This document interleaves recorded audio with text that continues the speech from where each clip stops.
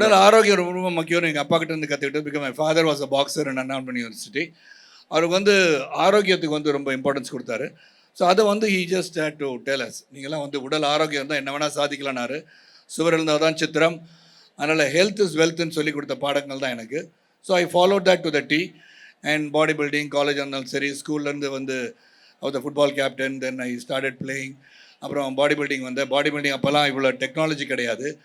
ஒரு ஜிம்முக்கு போனால் வெயிட்ஸை வந்து இப்போ பெஞ்ச் ப்ரெஸ்ஸை போட்டுக்கிட்டால் இந்த பக்கம் யாரும் தூக்குறது ஆள் இருக்காது. இப்படி சரிச்சுட்டு இந்த காலெல்லாம் போய் இப்போ எல்லாமே டெவலப் ஆகிடுச்சு. என்னை பொறுத்த வரைக்கும் I am happy that God has given me this life and I'm still relevant.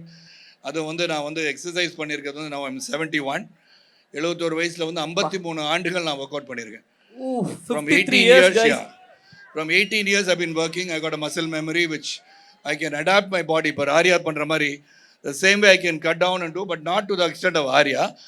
Arya கொண்டு வந்த மசில்ஸ்லாம் இப்போ வருமானா நிச்சயமாக வராது. I cannot be exaggerating what I can do.